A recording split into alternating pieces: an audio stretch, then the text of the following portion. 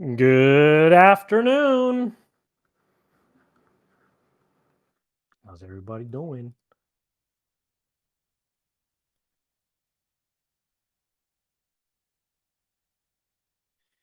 Let's see here.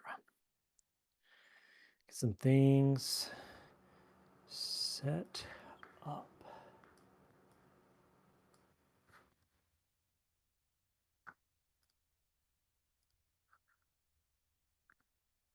This 1 o'clock time slot always creeps up on me.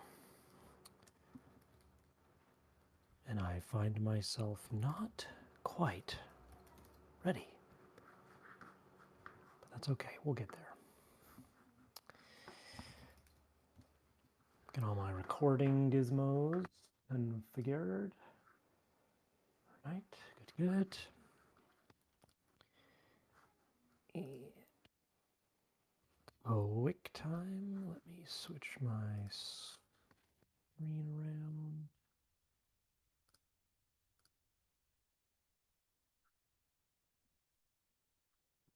One of these days I've got to do a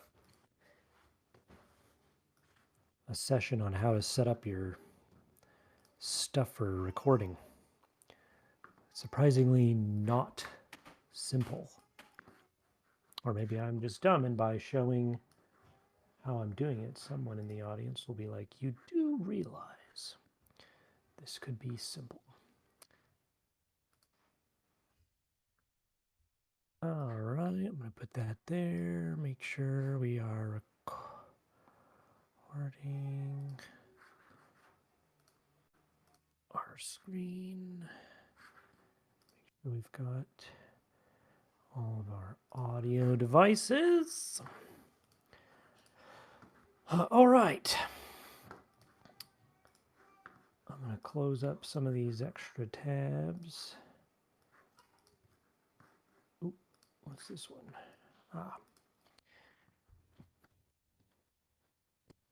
Good afternoon. Good afternoon. I'm going to, Karsten, you can feel free to jump on stage. You just never know what kind of wonderful questions might get asked. Hello. Hello, Karsten. How are you? Good, thanks. How are you? I'm doing super. All right, I don't see Elliot or Chris, but if I'm missing you, feel free to jump on stage as well. There's Elliot. I'm here. Apologies. I just happened. Okay. Let me see real quick. I want to pull up one of these folders, these projects.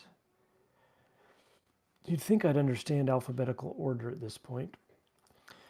Trying to find these folders. That's not the case. Okay. All right.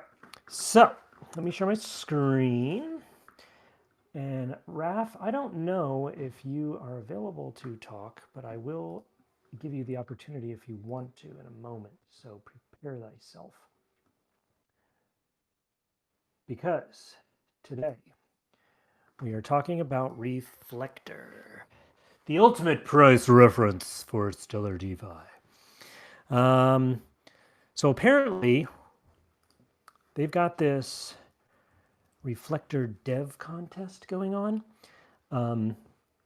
which is very interesting. It has this XRF token that they're giving away for these different categories.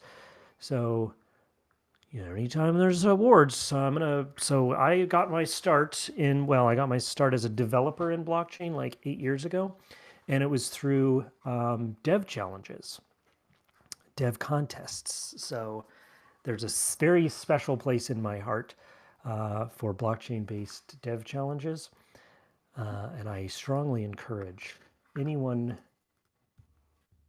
who knows anything about Soroban or development to come participate. I'm going to walk through a bit today what this is and a boilerplate that I wrote to get people started, which has some interesting components that I want to talk about, just in more like general Soroban deving. And then we'll talk a little bit through the project that I'm working on for this competition. Not that you're competing against me, but you're competing against me.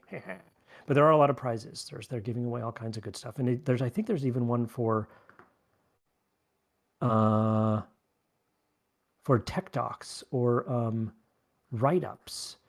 So for content creators, you don't even have to be a dev. You could be a writer, which is awesome. Raf, if you're available to talk, I would love to have you jump on and just give us the rundown on timeline. Talk about how valuable this project is. If you're not able to, I understand you might be driving. I definitely didn't ask you to do this beforehand. But if you're able to, you are more than welcome to jump on stage. Otherwise, I will keep rolling. So Reflector is this price oracle. So they've got this nice little like write-up thing over here that shows you, I think they've got two of them. One that comes from off-chain external centralized exchanges and decentralized exchanges. Hotel Wi-Fi is rough. Got it, Raf. No worries. I'll fill in the best I can. So they've got these two oracles, and one of them is off of a bunch of on-chain, stellar on-chain assets. But a price oracle is basically just this external price information on different assets that you can then use in things like DeFi protocols to price things. It's used by, I think, Blend and maybe Slender, which is pretty cool. But they have this dev challenge that they're doing where you can use these oracles to make stuff, which I think, let's be honest, Oracle probably sounds like one of the most boring things you could probably possibly imagine, in the sense that it's literally just price feeds. But it's not the Oracle that's that interesting. You really kind of actually want your Oracle to be boring. It's all the things you can build on top of it when you have stable pricing information coming from off-chain to then make decisions on-chain. So there's a ton of really interesting things you could build. I'll talk about one of mine that I'm working on in a little bit. But yeah, this price oracle exists. There's two of these contracts, one with the external exchanges and centralized exchanges that have all these different price points or prices for all these tickers. I think they update every 5 minutes. And then there's another one for on-chain. The one that I'm working on right now is this off-chain one. So there's that. Let me link that.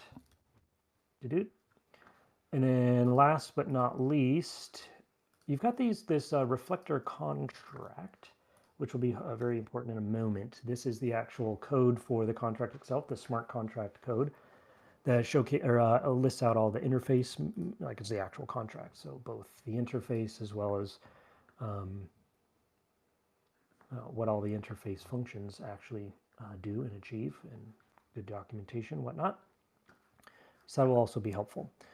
Okay, the one thing that was kind of missing when I jumped into the project was this like Git quick start. I think that's what they call it. I was boilerplate and quick start both tangled in my mind. Boilerplate where you can essentially like, here's the place to get started. You won't be able to do anything very interesting, but it'll set up everything for you to then like build your own project. And so I have that. This is where you're going to want to get started. This is what I'll be working off of for most of today. I'm going to move this out of the way for now and focus in on our code. So I think this is the right project. Hopefully I haven't made too many changes.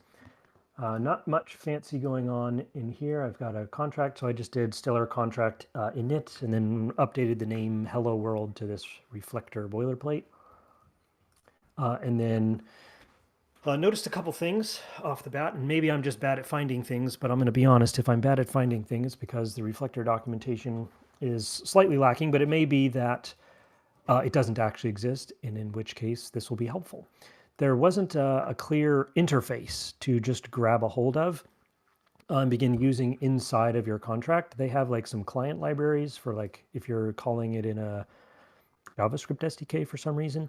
But if you actually want to use the contract inside of another contract, so doing a cross-contract call to get price information, there wasn't a very clear interface to grab a hold of it. And by interface, I mean I want to be able to, in my contract basically instantiate a Reflector oracle with the Reflector contract address, one of those two, if you recall from here. Let me frame that. There's these two, and for whatever reason, zooming in doesn't, oh, it does make it a little bit bigger.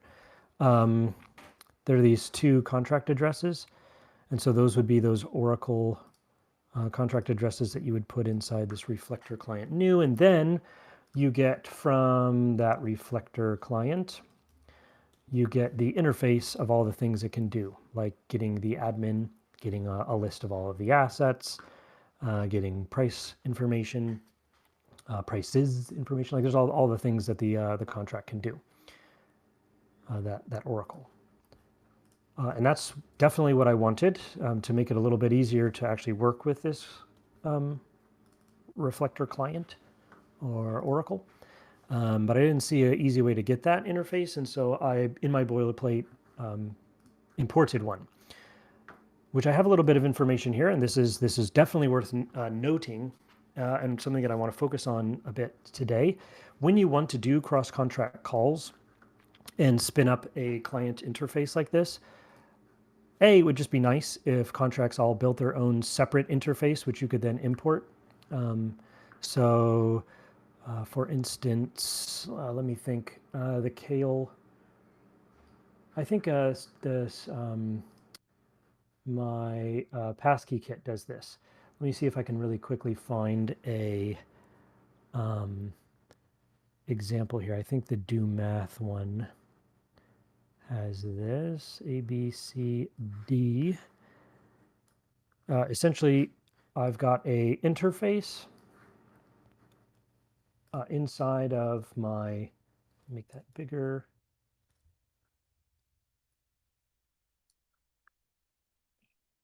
When you import into the contract, I can import this passkey-kit interface, and it looks for this WebAuthn wallet interface. So if I pull up the code for the passkey-kit, there is a contracts, smart wallet interface, source library that is just this interface. It's this smart wallet client, and it lists out all the things that the smart wallet interface can be, which gives you just a really clean interface. It doesn't give you any additional code. So when you go and import it in another smart contract just to get the smart wallet interface, it's only going to include the interface itself, not any of the code behind the scenes. So exporting interfaces is really nice because then other contracts can go and do things like this. WebAuthn, grab this interface, pull in the URL inside of Get, even point at a specific branch. It could also be in Cargo if I published it to Cargo Crate. But in my case, it's just nice to be able to import it as an interface. And then when I go and do things like build out a policy, I can import this WebAuthn wallet interface. I've got two interfaces here. Oops. One of them is, did I close my, oh, it's here. I've got both the policy client, which gives me a policy function, as well as all the smart wallet interface stuff, which then lets me ensure that when I build out my interface, I'm using exactly what the policy interface expects, or with the WebAuthn if I was using that interface. So that's just a really clean way to ensure that you're providing an interface for contract developers to interface with your contract with all of the expected types. All of that to say, I don't think the Reflector is doing that at the moment, and so we have to import our own interface. But there is a nice way to do this where you can get stellar contract bindings. If you're familiar with TypeScript bindings, which you've probably used or hopefully you're using, there are a couple other binding types, one of them being Rust.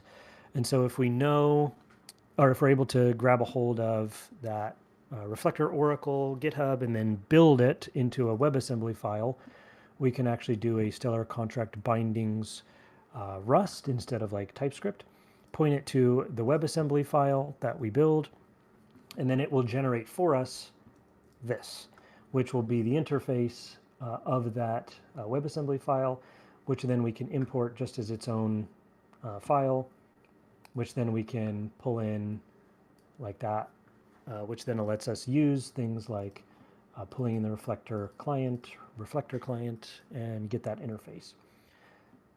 So hopefully that's somewhat clear. Again, the bottom TLDR being having interfaces to work with is very important and will help adoption quite a lot, and ensures people aren't kind of shooting in the dark, hoping that they're able to call your contract correctly. Like, just go ahead and use the actual code that you've spent so much time working, but make sure it's a clean interface that doesn't include a whole bunch of other contract code, so that they can just grab all of the functions. One other thing to note is there may be conflicts between your contract and imported contracts if you don't put export to false on contract types. So one that gets a lot of people is this error one. If you have your own error enum and then you're importing error enums from other contracts and don't set export to false, you're going to get errors where there's a lot of like different similarly named, identically named error enums. You can get around this by just setting this export to false in this like exported bindings file, and that'll help. Again, you're not going to need this anywhere external. Likely you're not going to need this anywhere external to the actual smart contract that you're developing itself, so there's no need to export it for a TypeScript sake, which is why you would want to export this, because then it makes it into the WebAssembly exported interface. So either you'd have to like rename this or just don't export it, or rename your errors to, I don't know, Reflector Oracle boilerplate errors. But there will be conflict names if everybody's using the same title, but setting export false will fix those. With the caveat being you won't have typing for these errors in your WebAssembly files, which is probably fine because they should be getting consumed inside of your contract anyway. Okay, hopefully that was clear. That was like step one that I noticed was there. I didn't see a good, clear way to get a Reflector interface that I could then do things like client Reflector client, and then dot, and then see all of the functions that I had available to me along with the documentation. So I did that. And so you've got that in this boilerplate. The second thing is that the Oracle, so that's, put a pin in that one. That is one chunk of information that's helpful to know about building interfaces. Done, chapter closed. Chapter 2 is all about testing. And this is particularly important for testing external contracts that have state, rely on time, have state expiration. It's going to be really important to be able to test your contracts against like on-chain data. And this is really true for oracles that have a lot of different assets, that have a lot of different prices, that all rely on like times and things changing over time. And so I'm sitting there thinking, this is unfortunate. Like, I'm not quite sure how to like spin up an instance of like testing a contract. I want to build a contract that uses Reflector oracles, but if Reflector doesn't have data in it, how am I supposed to test like pricing information and differences between prices going up or down? It can be quite tricky. And this is where snapshots, testing snapshots come in. And this is something that's, if you have been around the Stellar Soroban land a while, you might have actually missed, because it's not that new, or it is quite new. And it didn't really get a whole lot of fanfare, which is unfortunate because it absolutely changes everything about the way that we test. Because essentially what it lets you do is grab on-chain data and hydrate your testing environment with that on-chain data, which is awesome. So I have a function here. Is this big enough? If it's not, Seems let me big know. enough to me. Seems big enough to me. All right.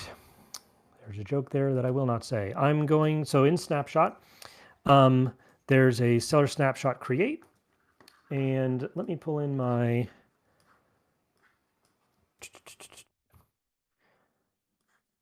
One of these days, I'm going to make a sound effects, me just making sounds for my computer, and we'll all be able to use it together. A seller snapshot create. Am I in the boilerplate? Good. And then it's got all kinds of wonderful options for essentially saying, what data do you want to pull? What network do you want to pull it from? What addresses or web WASM hashes, like contract hashes? What do you want to pull? Where do you want to send it? It's got good documentation, yada, yada, yada. All super nice, super helpful. The bottom line for what I did, and you can, of course, tweak this to include additional addresses or WASM hashes or ledger numbers or what you call it. But for the baseline, all we really need is to say, hey, I want to look on mainnet because that's where all the data is. I don't know if Reflector has testnet implementations that hydrate or fill with some sort of data, but I do know mainnet has got a bunch of it. I want to output it to JSON because that's what we'll be able to import into our test later. And then I want to grab any information over the last few ledgers that's relevant to that contract that I'll be building against. So this particular one right here, that CAFJZ. So you can pass multiple addresses. It's not just a singular flag if you have multiple contracts that you need to pull from.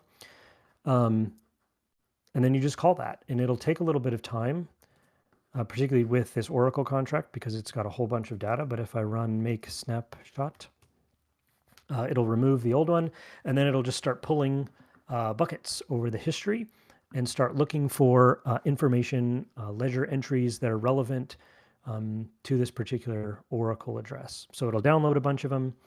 And I probably shouldn't have deleted that because all of my tests are reliant on the particular version that I had. So you'll get to see me rewrite all of those and we'll struggle through together. But essentially you can see that it's finding some entries as it looks through those buckets. It's going to put all of those into a JSON file, which will then eventually pull into our test. So this is going to take a minute to run. So while that's running, let's go ahead and look at our test. It's very, very simple for this particular boilerplate. Did I change anything in this? Let me make sure that nothing here has changed. The test, basically, you've probably been using I think it's default, for most of your tests, which makes sense, but it does populate your state, your blockchain with no data at timestamp 0 and sequence number 0. But if you want to populate from a snapshot filled with relevant data to your contracts or your WASM hashes or what have you, you can pull it from a ledger snapshot file, which will be this JSON file that looks like it got completed in 1 minute and 22 seconds. Just got populated right here. So if we were to go and look at that, it's just this massive, in this case, some of them aren't always this big, but I'm telling you, Oracle data, it does something every 5 minutes for a whole lot of entries. And so you churn that over the last, however long the snapshot runs, and it's a whole bunch of data. And so all of that information is loaded up into our environment. So we're kind of like hydrating our environment, our testing environment, with a bunch of mainnet data, which is really cool. I go ahead and set my configure to not capture snapshots. This is just a personal preference thing.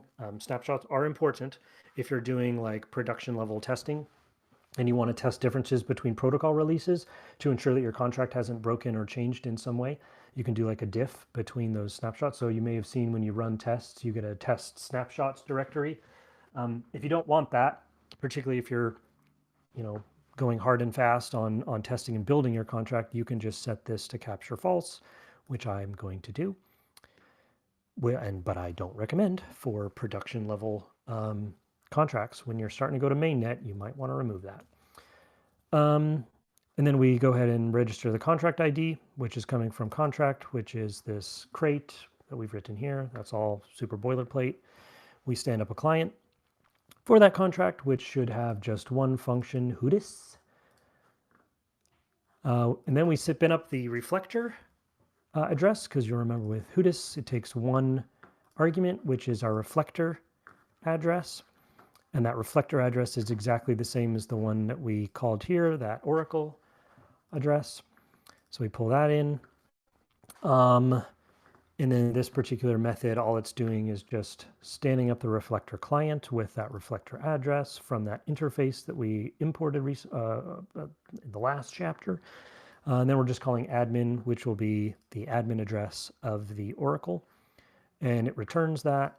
And then in the test, it prints it out. I don't know if this one should actually work just fine, I think. Even though we just recently updated the snapshot, it should be fine. You'll notice that the test takes a little while to run, longer than you might expect if you're used to testing, and that's just because this snapshot.json file is several megabytes large. You could slim that down with the snapshot arguments to just have it grab less time to keep those megabytes down, but it does take a little bit longer to run that test, but still not terribly long on my machine. So that's cool. Let's do one more. Let's change this just so we can kind of see this in action. Let's list out our assets. And I think this is just a vector of assets, which comes from the types. So that's another nice thing that you get when you have that interface, is you get the asset, all the type information, not just the client, but if we were to look back in here, you'll notice that it also passes in a bunch of types, one of those being asset. So there's a stellar asset type and an other asset type, other being, I think, just the ticker names. So I'm pretty sure all the ones that we're going to be loading in, since our Oracle was this one that pulls in all of the kind of non-stellar assets. We'll get that other address. I'm guessing if we used this one, all of these would be those stellar assets, which would actually have contract addresses, the stellar asset contract addresses.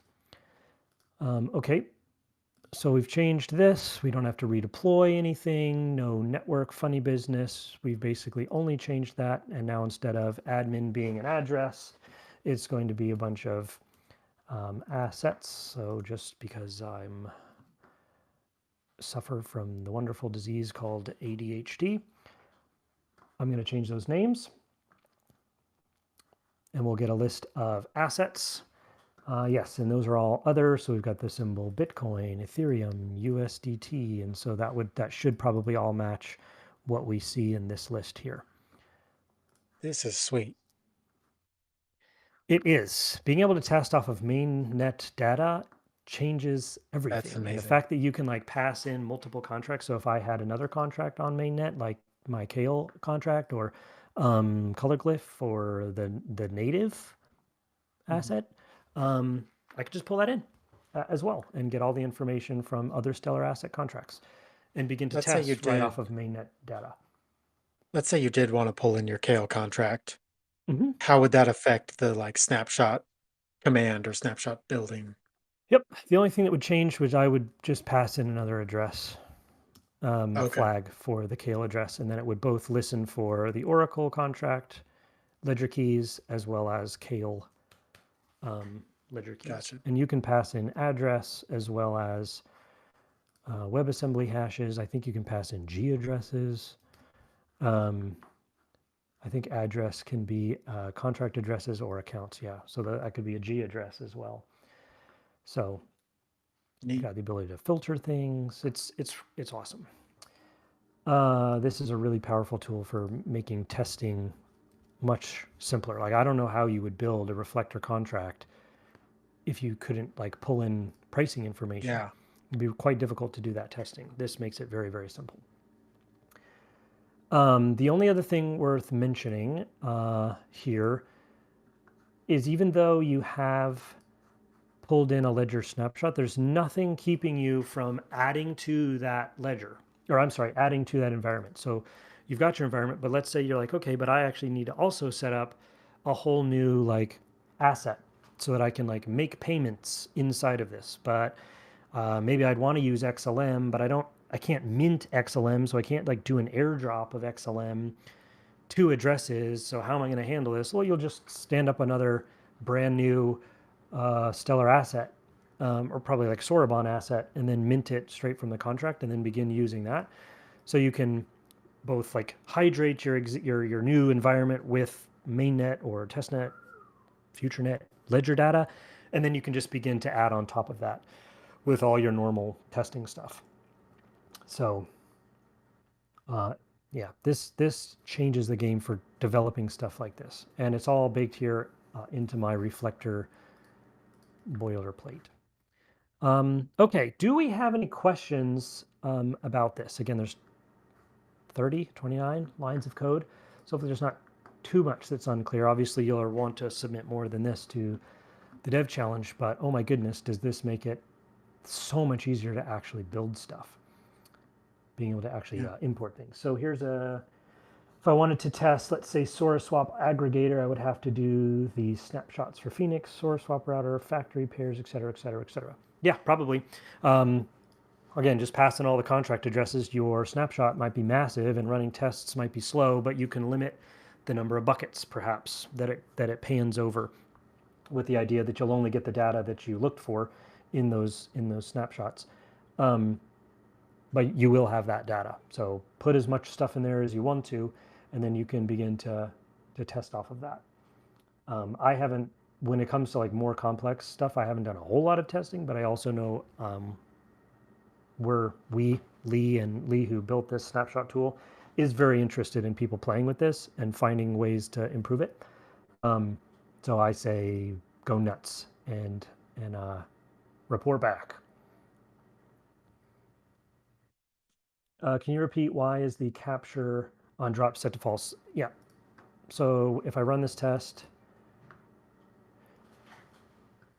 we won't get any folder here that gives me the result of what the testing did. So this is particularly important, again, when you're crossing between protocols or updating your contract and you want to see what is the impact of my change. I held some storage.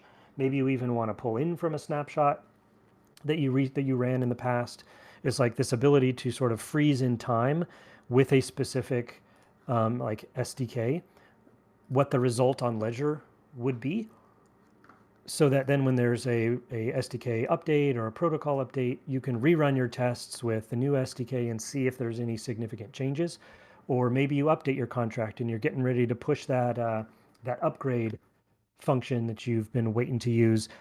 Before you do that, run it all in tests and see, oh shoot, we changed the name of a key, which would completely break the contract. Or we're storing something in a weird way that's unbound. So for example, if I go in here and I set capture at drop to true, or just leave it as default, you'll notice that when this is done running, it will both run the test and create a directory with test snapshots, which gives me the ledger state of this particular environment.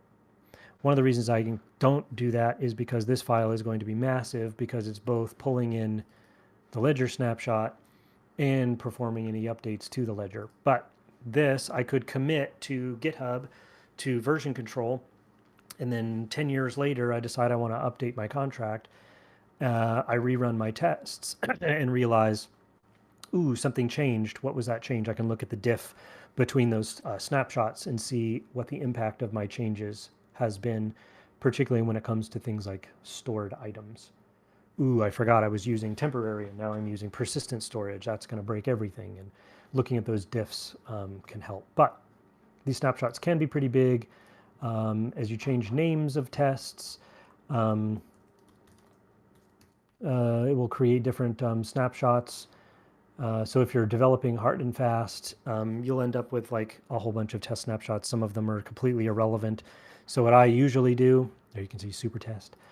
I usually keep this off until I'm like, okay, I'm minting version 1 of my contract and it's time to actually print a snapshot. Personally, I wish this was maybe more opt-in versus opt-out, but I don't always get what I want. But I do just go ahead and set this to false, typically while I'm developing stuff quickly. Does that make sense? Hopefully so. Okay, so I don't see any other questions. So things must be as clear as Mississippi mud. So I'm going to move now to the inspiration part of our time, the contract that I'm actually working on. So as I started to think about what I might do for this challenge, I'm going to leak all of my secrets in hopes that someone steals them and makes them better. I had this idea for, do you guys know what polymarket is? It's like a prediction, uh, Yeah, it's like you predictive bet on whatever, market. right? You can bet on whatever. So they did it. It became really popular with the U.S. presidential elections. But they've got stuff for who's going to win the Super Bowl. Is it going to rain on Tuesday? Um, it's just this whole like yes no type of market. And then you just bid on one side or the other, and then if you win, you basically divide up the spoils of all the people that lost. There's different algorithms. Typically, the way that like Polymarket, Robinhood, predictive market work, it's always balanced to every vote will be worth $1. Every what do they call those shares that you purchase will be worth $1 on the opposite side. It's a little bit of math. It's like an interesting AMM, linear AMM model that I think would be awesome if somebody built, but I didn't build that because my head is in Kale land. So I'm doing something a lot more simple, where it's essentially given all of the assets inside of one of these Oracle tickers. It's basically given some defined period of time. Everybody place bets on if you think after, let's say, 24 hours, the price of Bitcoin will be more or less than what it is right now. And so you've got these two different sides. People bet on both sides of those. Your bets get amplified based off of the more that you stake. So let's say the base asset was USDC. You bet in USDC on, yes, the price of Bitcoin will be lower or higher. And then whoever loses that side that lost, all of their staked funds will be used to reward whoever won it. But it gets split between everybody who was on the opposite side of that bet.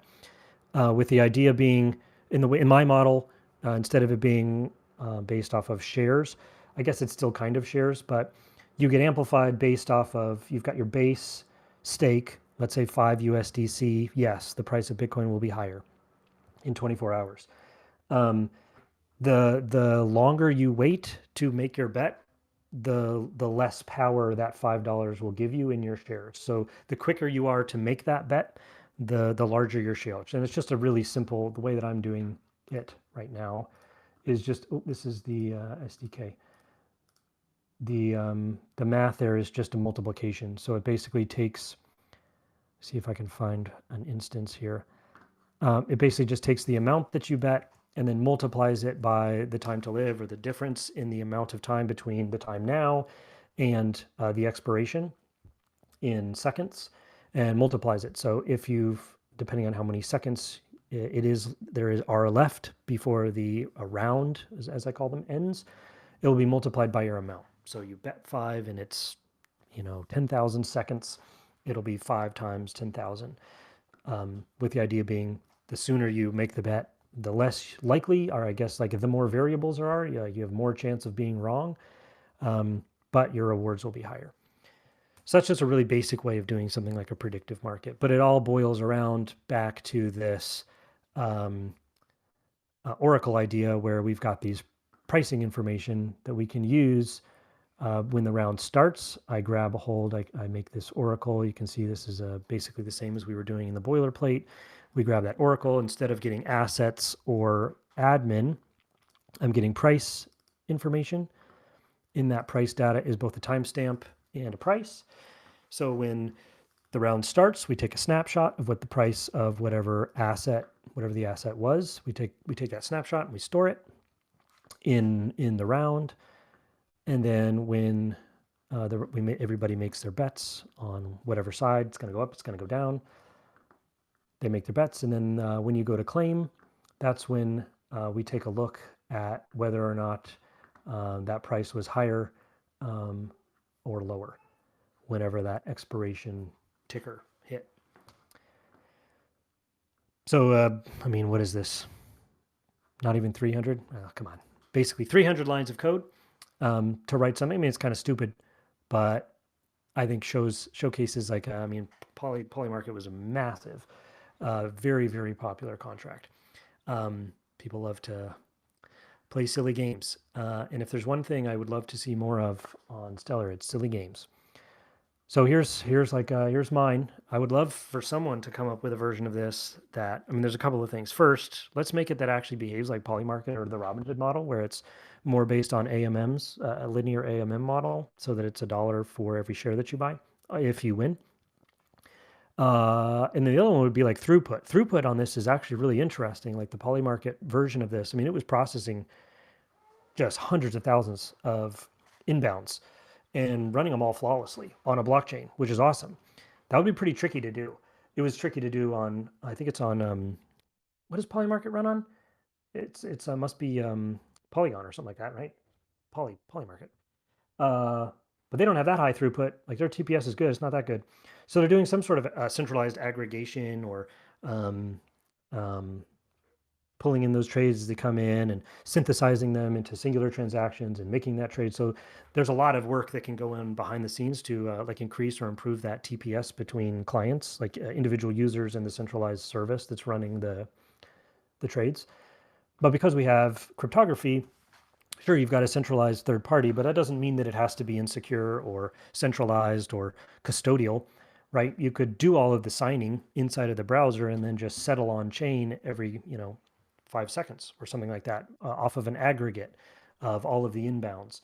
So there's some really interesting things you could do, particularly given that Soroban is a WebAssembly. Like the whole of Soroban is itself Rust and can be compiled to WebAssembly. You can run Rust, or I'm sorry, you could run Soroban in something like a Cloudflare worker and actually be doing real-time settlement inside of an actual Soroban virtual machine at a far, far higher rate than the actual chain can do.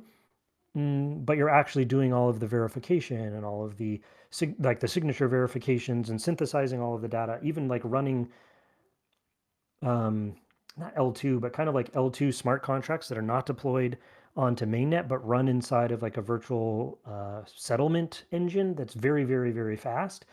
That like everybody submits their inbound, buy and sell offers to this predictive market, and it settles all of those in an L2 centralized machine, but it doesn't have to be like custom logic. It could be Soroban still, Soroban itself, running smart contracts, just doing it far faster because it doesn't have to do any consensus amongst nodes. It does it in a centralized service, but it's still cryptographically secure, still actually Soroban, still Soroban smart contracts, so that when you arrive at some resolution, you can actually submit that, every 5 seconds on chain for whatever the final result is.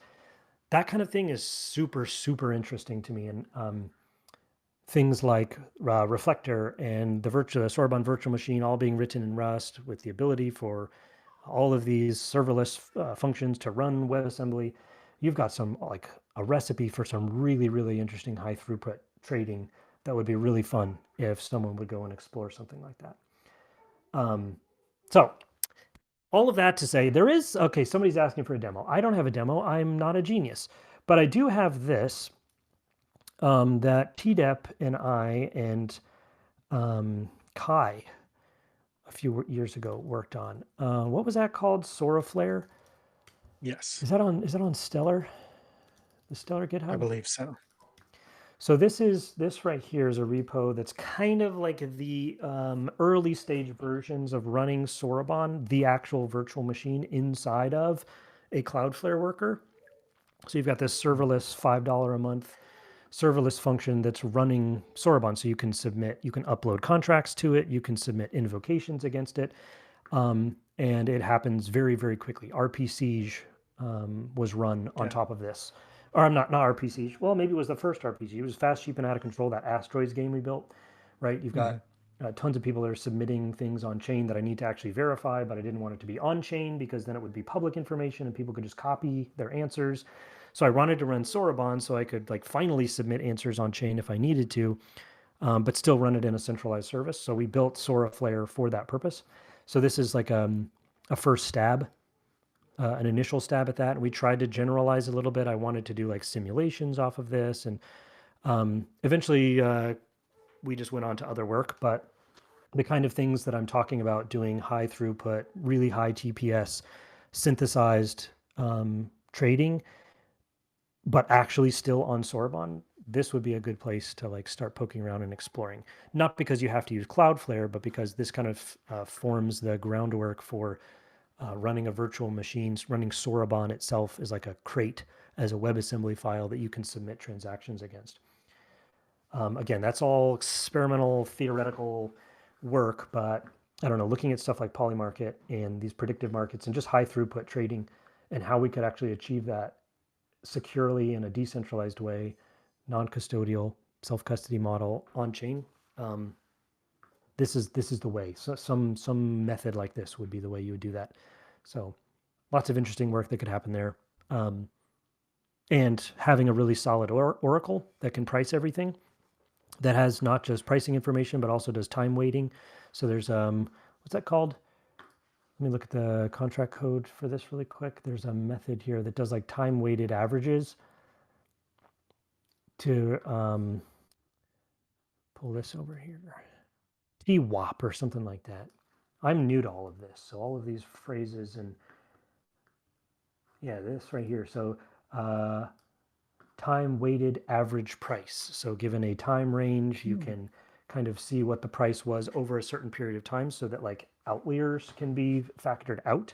So you don't get wild fluctuations off of individual timestamps, but you can kind of say, well, what was the price given like a 24-hour period or a 30-minute period or a 6-hour, whatever.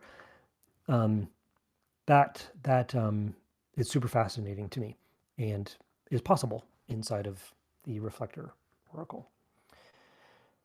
Okay.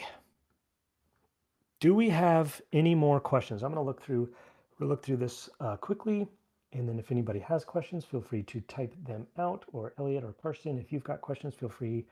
Otherwise, we will wrap, and everybody can get busy working on their Reflector submission. I think submissions are open till December 15th, so you've got a couple of weeks to build out some demo. They've got their own Discord. I think in that post, the Medium post, I think I linked to the Medium post. They've got information. I know they've extended it a couple of times, so the date on that post is not accurate anymore.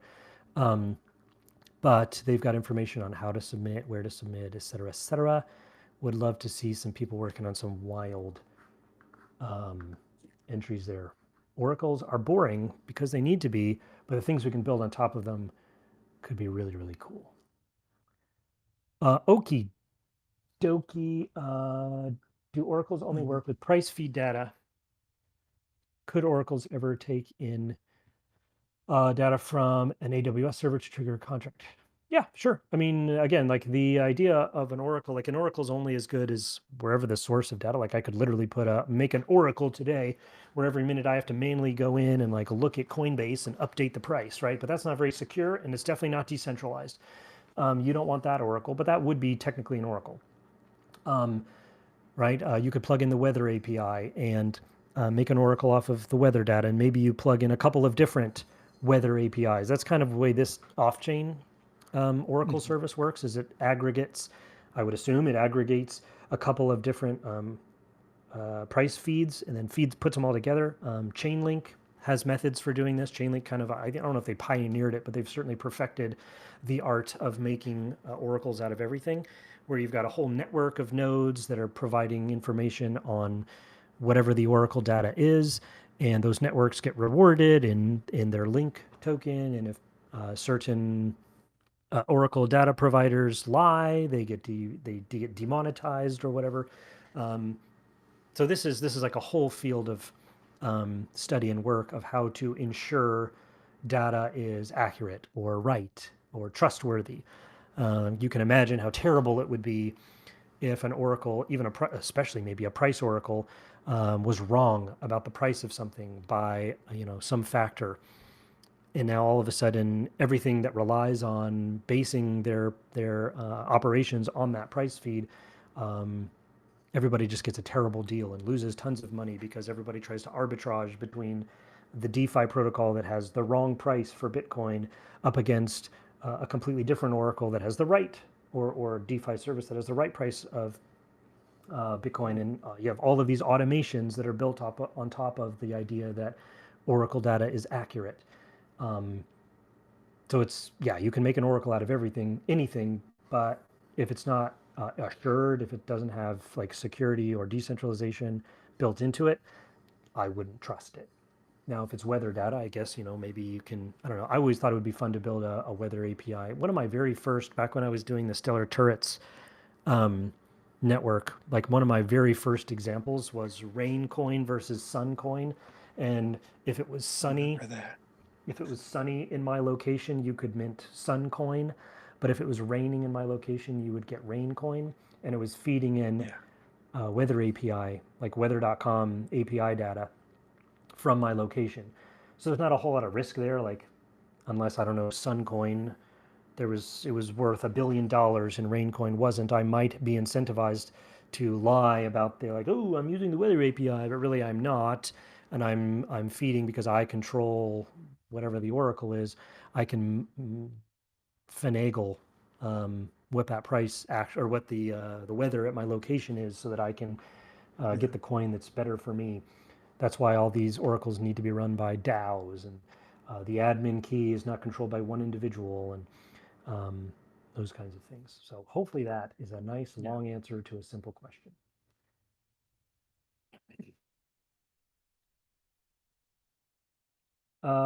Reflector only price feeds. Yeah, as far as I'm aware, they're just price feeds. Somebody should build oracles for other stuff, but I think it's a question of what other stuff do we need, and does it need to be an oracle? Oracles are really expensive to run because you have to submit on-chain information frequently. Personally, I would love to see networks like L2s running oracles. So it's like still Soroban, but it's run by, instead of it being like this on-chain thing, it's a sub-chain thing that kind of runs on the side. And you can use that network and you trust, similar to Chainlink, right? Where it provides information into Ethereum, but there's like all of this aggregation that's happening on the side. I think they actually do submit transactions on chain to update price feed, but the granularity, even Reflector, right, is always going to be lagging by 5 minutes, and that's an eternity in trading days. So to be able to get the kind of granularity and resolution that's required for high frequency trading, we'll need to find ways to build out oracles that do not have to submit transactions on chain, but are still accurate. And again, with something like Soraflare, where you've got a network of entities all running that same network, and the only thing they're doing is providing oracle information.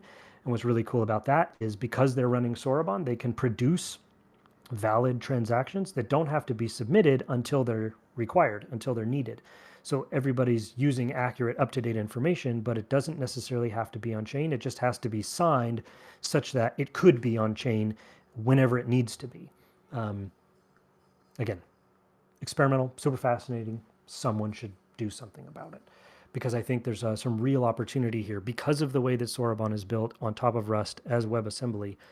You kind of take some of those ideas that we had back in the Stellar Turrets days, and in things like, you remember Starlight? Lee built this Starlight model where you basically get 1 million TPS on Stellar. All those channel accounts, right? Yeah, channel accounts, but it's the idea of like, you don't actually have to settle things on chain. You just have to sign everything. And so long as things are signed to where they could be put on chain, they verifiably could be put on chain because they're all signed. That's really all you need for achieving high TPS. So I built well, let me see if I can find, maybe Elliot, you see if you can find Starlight, the Lee's version of it, and I'll see if I can find my version of it, which was a website. Yeah. So I built this one, and again, this is showcasing channel accounts, just like really high TPS, where you're basically saying we're not settling on chain, but we're settling with parties that we trust cryptographically. That would be, I think that would be really interesting if more people would explore some of those things, particularly given that you can actually run Soroban on servers. Like, it's not this bespoke thing. It's actually not that tricky. You can run it on a $5, you can run on a $0 Cloudflare account. Pretty wild. Okay, I think that's all for me. I see Orbit Lens typing. I'm going to let him finish saying whatever he needs to say in case it's a question. All right, excellent demo. Thank you. Yeah, as people have questions, they have their own Discord, a Reflector Discord. Be sure to pop over into there. I hope to see lots of contests. Give me some competition. Don't let me run away with the prizes now. I want to see some polymarket things. High frequency. You've got 2 weeks to build a high frequency trading platform with complex the math. cake. But come on, you guys are smart. All right. Appreciate everyone's time. Y'all have a fantastic, happy December. Y'all have a fantastic week, and we will see you again on Monday. Actually, you probably won't because I think I'm in Florida. Oops, I doxed myself. I will be on vacation. I will see you all later. Have fun building on Soroban. Yeah. I'll see you guys